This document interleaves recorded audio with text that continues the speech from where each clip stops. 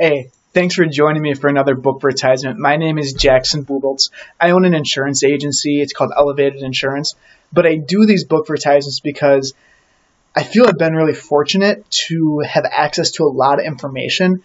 And my goal is to share that with people who are hungry, people who are looking for the way to get to that next step in life and help them connect the dots quicker than it took me. So the book we're going to cover today is The Compound Effect.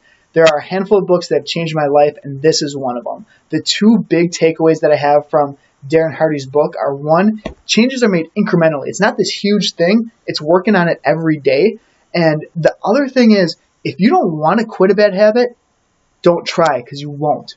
You got to know you want it ahead of time. So I thought those are pretty interesting. I'll get into a little bit about what I learned from the book. And, if you think it looks interesting, please pick it up. I have a copy here if you'd like to borrow it.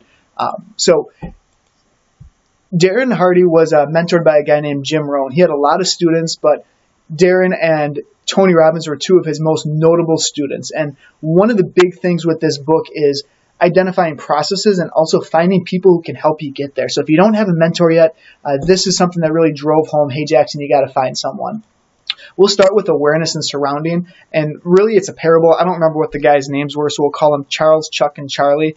Basically the same guy. And what happened is one person cut a calorie count, spent more time with his family, was more intentional at work. The other guy did nothing. And the third guy got a little bit more lax on everything. And it followed him through the process of 2 years. And what had happened is, obviously, the person who was being more intentional was way ahead of his counterparts. The person who let things slack, things weren't going so well at home. He was overweight, wasn't feeling right. What I thought was most interesting is this third person, which I challenge is a lot of us, where they did nothing. So over the course of 2 years, nothing changed.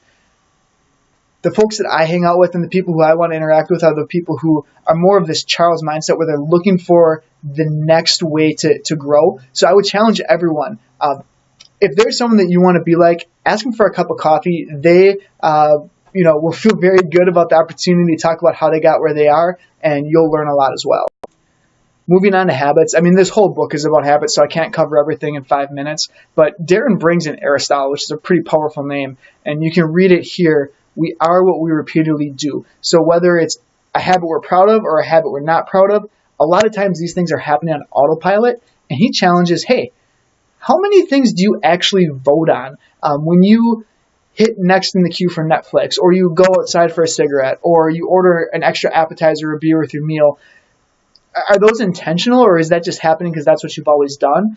My challenge here is to find one habit and start making those small changes, right? With awareness, you're going to see it more often. Just rip that sucker out when you see it and get working towards being that person that you can be and you're really excited to get to.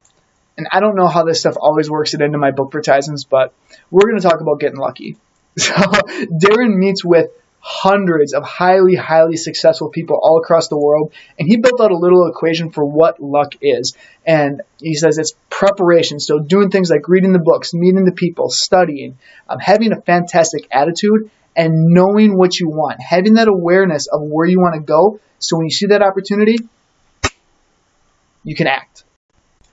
And finally, I would just challenge everyone to know where they're going. I'm going to nerd out a little bit here, but it's one thing for Frodo to say, yeah, I'll bring the ring to Mordor, no big deal. But it's another thing to say, hey, there's 3 movies worth of bad stuff that's going to happen, and you got to figure out how to get through all those things to reach your goal. And that's exactly what we're talking about when we're talking about building the right habits to get to where you want to be. So challenge number 3 is saying, hey, let's pick out that thing of where we want to be, pick out that goal, but then also understand the challenges that are going to pop up as it comes about, so we can form our habits to address those things ahead of time and ensure success. So big takeaways, don't try and quit something you're not ready to quit, but understand why you want to quit it. Start building some of those reasons to make those small changes, and that's what's eventually going to stack up and make a big deal. We talked about having a plan to build your habits, and we also talked about knowing where you're going before you start and how to address the challenges as they present themselves on your path. One of my favorite things about this book is Darren says, you can't get different unless you act differently. And I've always said, you can't get better insurance unless you insure differently.